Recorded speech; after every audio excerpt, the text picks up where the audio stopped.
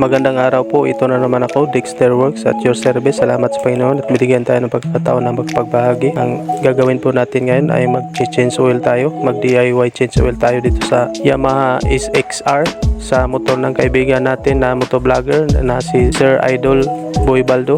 Don't forget to like and subscribe.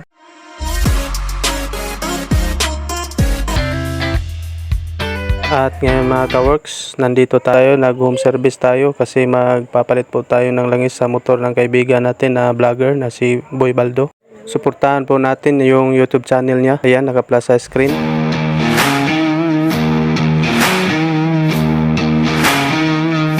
At ito na yung motor ng kaibigan natin, inilabas na niya. Itong Yamaha SXR. Kasi magpapalit po tayo ng langis dito sa motor ni Sir at saka ng oil filter. Ayan, pinapaandar na ni Sir Idol yung kanyang motor kasi kailangan nating paandarin muna, i-warm up para uminit yung kanyang makina at saka magiging malabnaw yung kanyang langis para madali nating ma-drain lahat itong kanyang langis dito sa kanyang makina. Kasi sabi ni Sir Idol, ilang araw din itong hindi niya napaandar, mga 2 days yata na hindi ito napaandar ni Sir. At mamaya abangan ninyo, titingnan natin dito kung ilang kilo ba ang tinakbo ng motor ni Sir.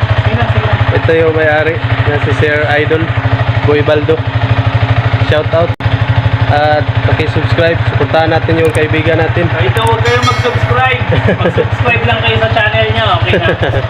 Ito yung gagawin natin dito. Home service tayo ngayon.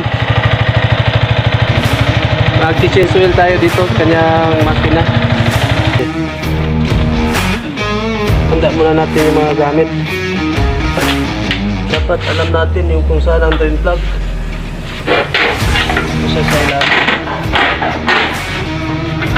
Ayan. Ito yung kanyang drain plug.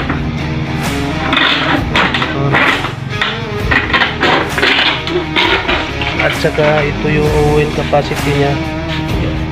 850 ml ang oil capacity niya. Saka ito yung gamit natin,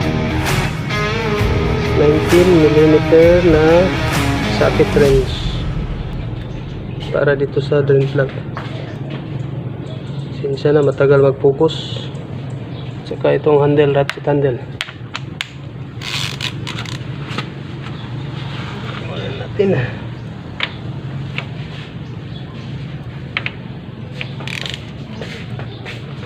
At saka mamaya magpapalit po tayo ng oil filter. I-drain ko lang muna itong kanyang langis dito. Ito yung lagayan natin ng langis. Ayan.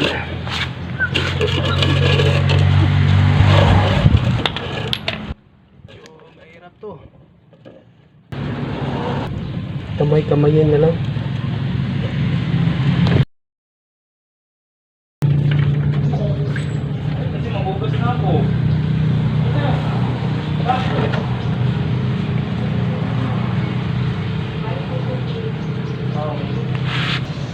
Meron siyang strainer dito. Ayan. Ito yung kanyang strainer.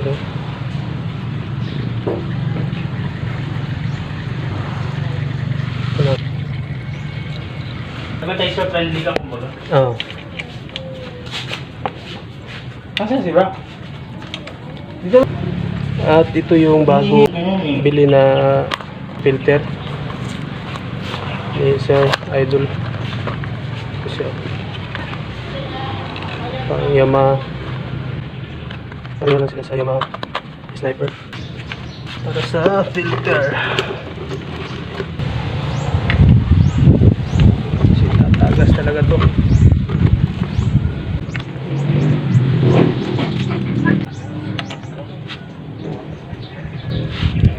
Yan, tumagas na siya.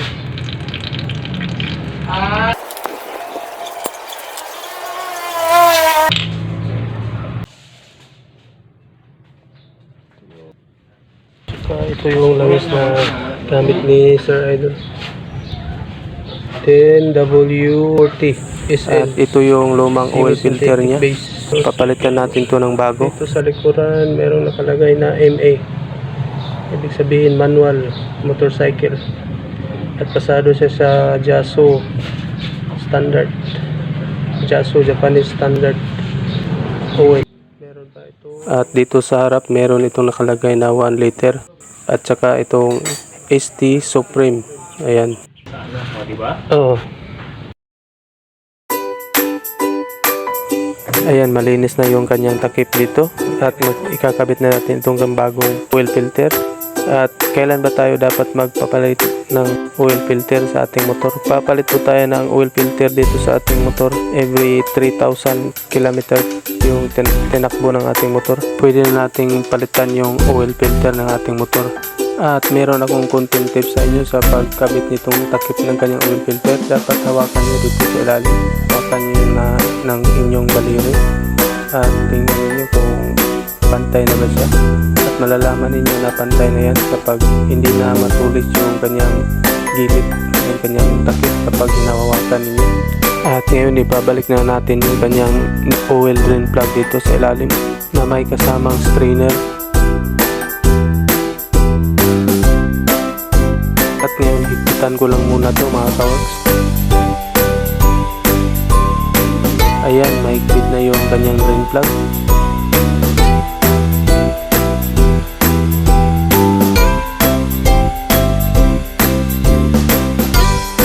Lalagyan natin ng langis. Lalagyan natin yung bagong langis. At ito na yung bagong langis. Dapat magtira tayo dito ng 150 ml kasi 1000 ml itong langis na binili ni Sir Idol. Kaya yung engine capacity niya dito, engine oil capacity pala ay 850 ml lang. Kaya magtira tayo ng 150 ml. Importante talaga dito sa ating motor na maintain yung pag-change oil, yung change oil interval niya dito.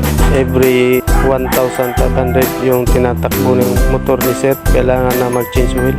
At ngayon, paandarin ko muna tong kanyang motor ni Sir na bagong change oil at saka i-warm up natin.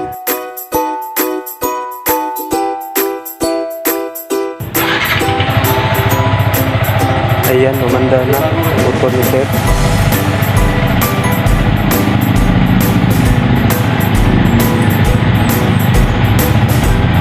Bagay ba sa akin mga kaworks?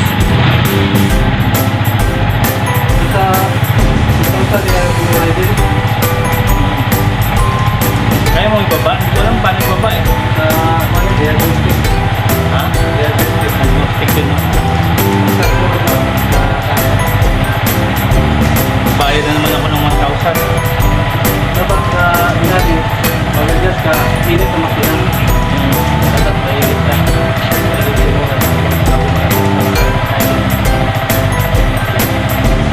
Gawa ka rin siya. Nasa 1.4. 1.6. Kanina, bakit mo siya? Nasa 2. Bawasan lang yung isang mahal. Ganun lang, hindi na mawabawas yan. Ganyan talaga siya. Malakas ba?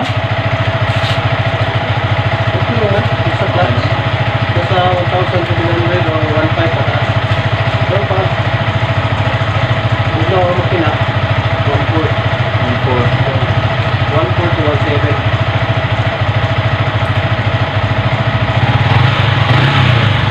Nag-order mo, ginahulat pa rin mo ang mawala na yung display mo. Di ba yung niya? Nag-off pa siya. Oo. Bago na may start. Oo. Lima po ng tipo nga kadali-dali.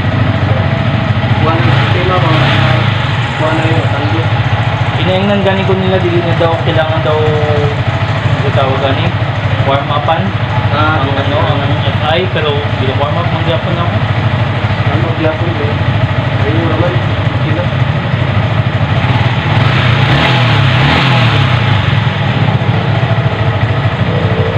Okay na siya. Stable na. Hindi na pinagkuha. Ito yung nasa baba.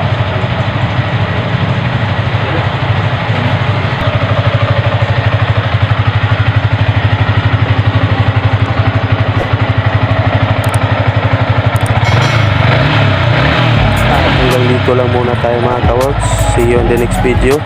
Ride safe sa lahat at maraming salamat po sa panonood. Peace out.